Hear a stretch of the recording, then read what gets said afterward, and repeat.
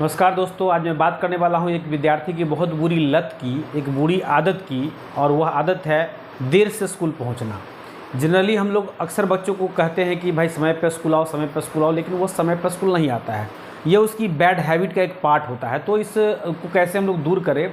इसको दूर करने के लिए हमको और छात्र दोनों को एक दूसरे के साथ सहयोग करने की ज़रूरत है, तभी हम इस समस्या को दूर कर सकते हैं। तो देखिए, यहाँ पर मैंने लिखा है लेट स्टूडेंट के लिए, यहाँ पर मैंने लिखा है स्टूडेंट और यहाँ पर लिखा है टीचर। मतलब टीचर को क्या क्या करनी चाहिए और विद्यार्थी को क्या क्या करनी चाहिए इस समस्या को दूर करने के लिए। तो यहाँ पर आप देख सकते हैं कि स्टूडेंट को क्या क्या करना चाहिए। तो स्टूडेंट के लिए मैंने यहाँ पर 4 बातों का प्रयोग किया है। तो पहला बात है कि early to bed early to rise. क्योंकि होता क्या है कि अक्सर बच्चे लेट से सोते हैं, लेट से उठते हैं, इसकी वजह से विद्यालय जाने में देर हो जाती है। तो सही समय पर विद्यालय जाए और सही समय से विद्यालय आए। 2 नंबर में अवॉइड प्रोस्टिकेशन। अवॉइड प्रोस्टिकेशन, तो प्रोस्टिकेशन में इसके पहले भी मैंने वीडियो बनाया था इस पर कि टाल मटोल। बच्चे जो टाल मटोल करते हैं कि कुछ देर और कुछ देर और कुछ देर और, इसके वजह से भी लेट होता है, तो इसको दूर करना है।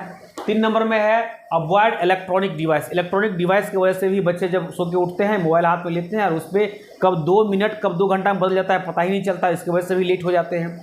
फिर 4 नंबर मैंने लिखा है रिमूव लेजीनेस। लेजीनेस की वजह से भी अब लोग सोए रहते हैं और अब उठेंगे की स्थिति में वो सही पे उठ नहीं पाते हैं। इसलिए प्रयास करना चाहिए कि जो आपके अंदर जो लेजीनेस है उसको दूर करने का।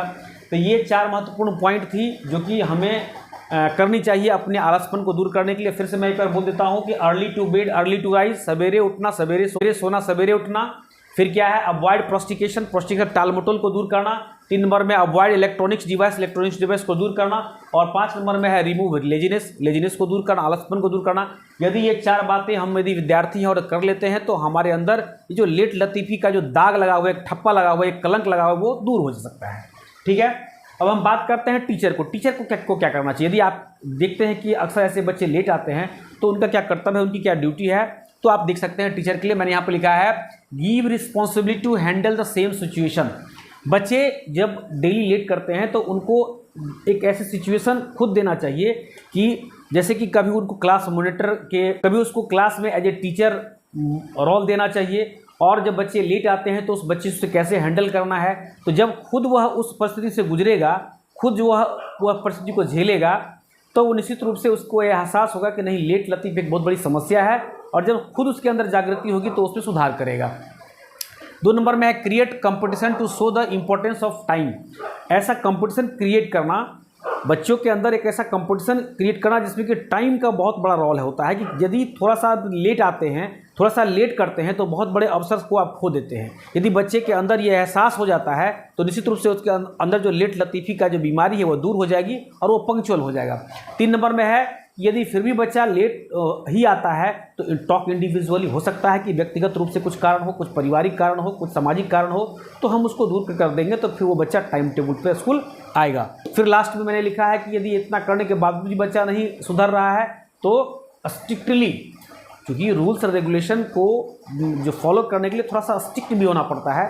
थोड़ा स्ट्रिक्टली यदि हम उस पर ओवरकम द प्रॉब्लम, यदि थोड़ा सा स्ट्रिक्टली थोड़ा सा कड़ाई से पेश आएंगे तो हम इस समस्या का समाधान कर सकते हैं, दूर कर सकते हैं। तो इस तरह से हमने देखा यहाँ पर शिक्षक और छात्र दोनों मिलकर करके ये जो समस्या है लेट स्टूडेंट का, वह दाग खत्म हो सकता है, दूर हो सकता है।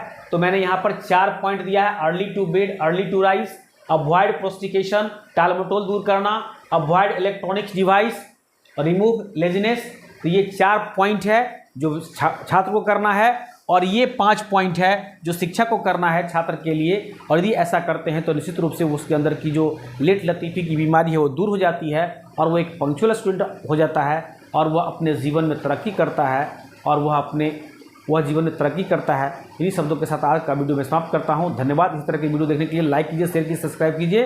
धन्यवाद।